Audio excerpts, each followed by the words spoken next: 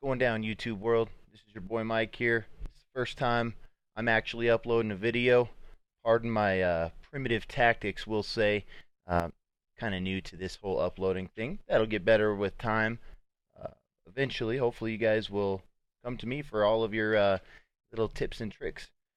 Today's topic, the only topic I really got to talk about, is Fallout 4. It's a game that has been really captivating the minds of everybody recently. It's quite the impressive map. It's got a lot of stuff to do.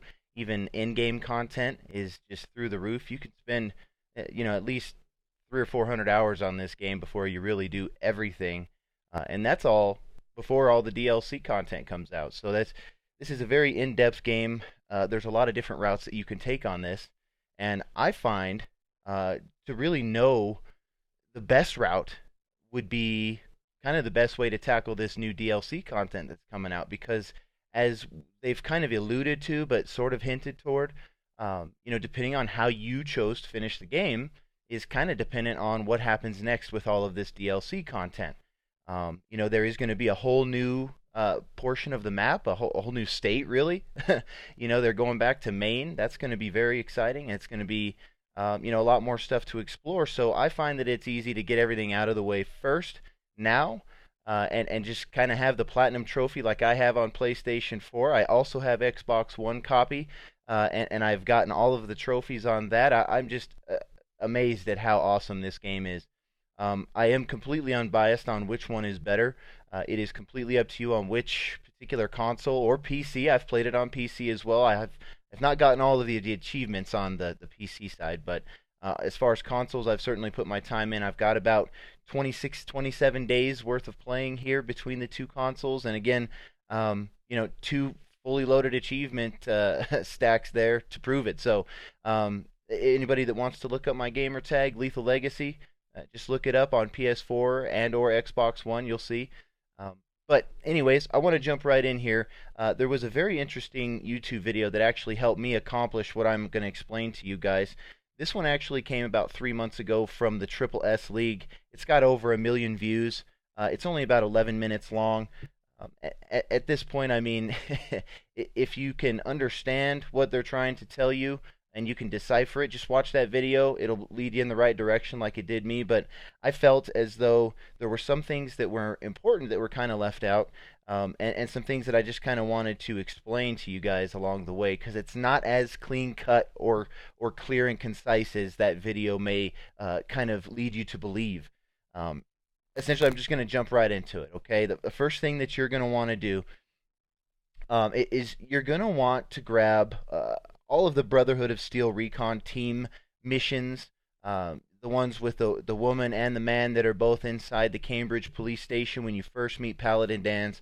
You want to make sure that you grab all of their missions and just keep grinding those things out until eventually you get to a mission called Reunions and Dangerous Minds. You want to complete both Reunions and Dangerous Minds. You want to complete those missions. Now, after you do that, there is going to be two missions that come up right after that. One of them is called Tradecraft. The other is called Shadow of Steel. You do not want to complete those. You don't even want to touch them. Instead, just go right back to the Minutemen. Okay, go right back to your Minutemen.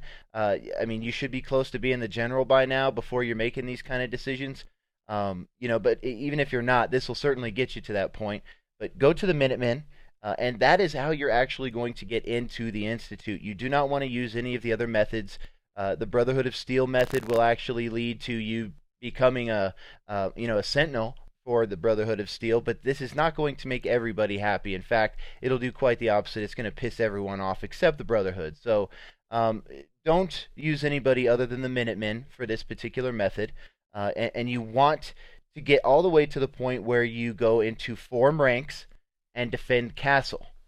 Okay, those are two very important Minutemen missions, but you do not want to complete those just yet. You want to hold off on those.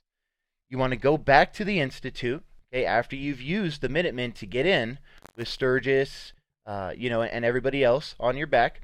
All right, you want to make sure that you get into the Institute, and you want to either get immediately banished. You can kill Father if you don't like his story or you're kind of sadistic.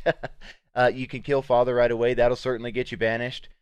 Or what you could do is actually get into the institute, con your father, or I'm sorry, the father, your son, into thinking that you're going to be on his side and kind of go his route, and just get all the way to the point where you get to institutionalized. And the only reason why I say that is there is an experimental weapon that you are able to purchase from the vendor within the institute that is very helpful. It's a really cool weapon. I'm not going to give any spoilers. Just follow this and you'll have it too.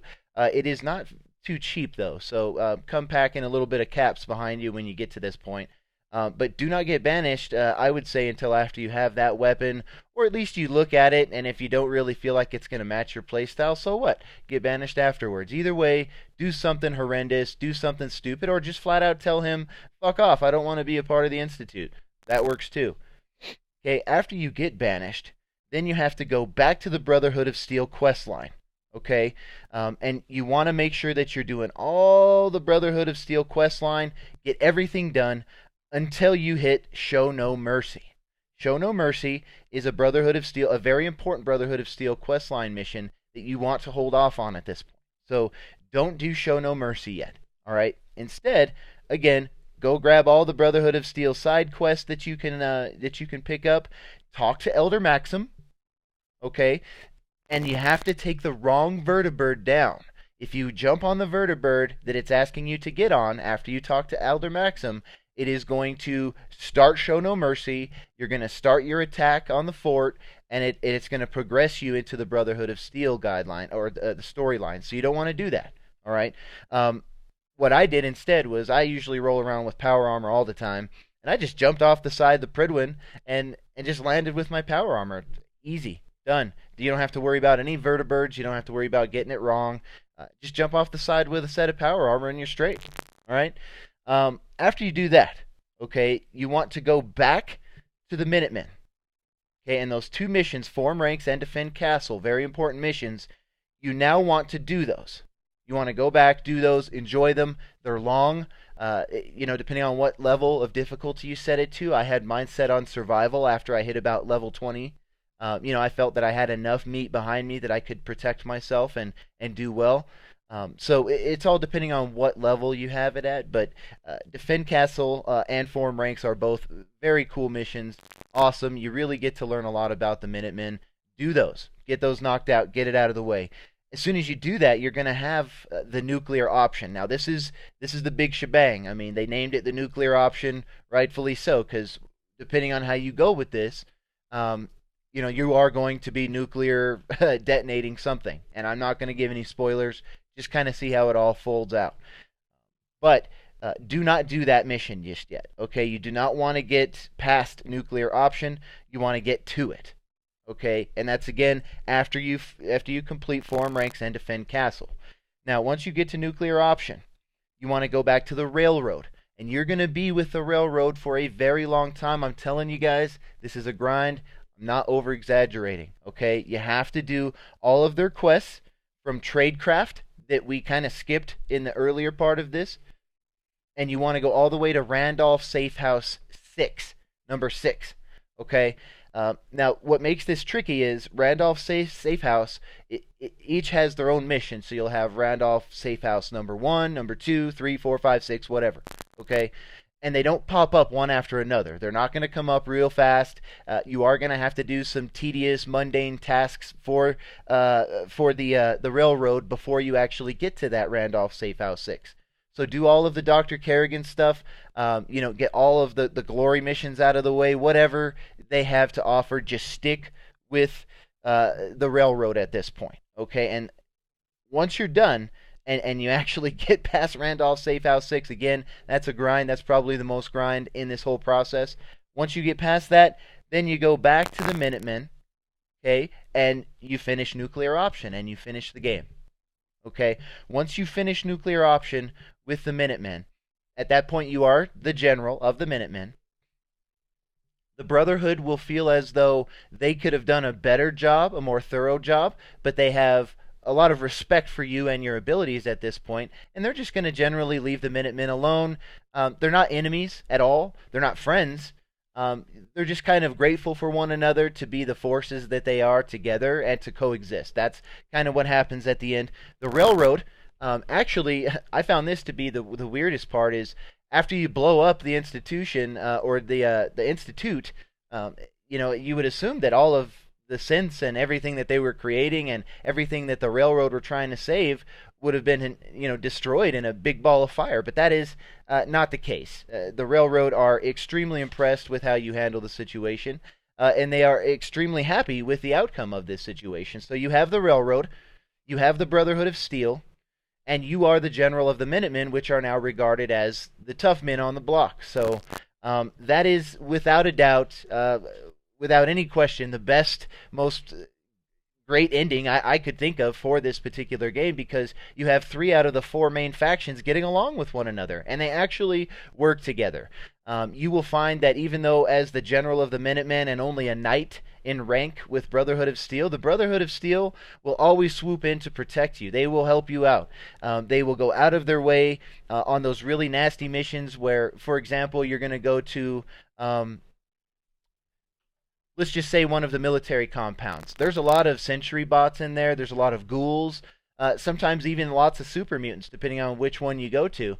And I find it really kind of strange is that usually right around a minute or two into the fight, you see at least 1 or 2 vertibirds come out of the sky with Brotherhood of Steel, and they actually help you. They give you supportive cover fire, and they do a damn good job at it. Okay, so this is actually a benefit to have everybody on the same page. It is not just something fun to have everybody alive. There is unlocked speeches that happen. There is dialogue that cannot be brought up in any other way other than to finish the game this way. The only thing that I would advise you at this point is after you do this method and everybody's happy with one another, the institute is gone, everything's cool. You do not want to go and talk to Pam. Pam is that robot again that is inside the railroad all the way in the back. Okay, just forget that she even exists. She serves no purpose as of yet. I don't know if she will in the DLC or not, but from my understanding, it's kind of moving in a whole different direction, and Pam is just going to stay where she is. So just kind of leave her where she is. Don't even bother with her. Don't talk to her, because that would actually ensue a conflict between some of these factions that you're friends with right now. So, as long as you watch your P's and Q's, if you do manage to piss one faction off over the other, go and sleep for 48 hours, come back to them, everything's cool, right as rain. This is, it was very, very tedious because I've beaten the game in every way possible. This is the best. This is the best way. Again, I really couldn't have done this without that video. The Triple S League. I mean, that is bravo, man. Bravo. That was a fantastic video. I was able to dissect it and get the information I needed. And, I hope that this video kind of helps explain your method. I hope that it serves the way that it served me. And if you guys want me to put up more videos, you want me to explain more videos that other people have put out, if you find this to be helpful in any kind of way, just let me know. Give me a like, give me a dislike. I mean, I'm not going to hate you. It is the internet, man. We do what we got to do. So with that being said, hail Broncos. Hopefully next season we'll take it as well. If you're a Bronco hater, I don't give a shit. Have a good day.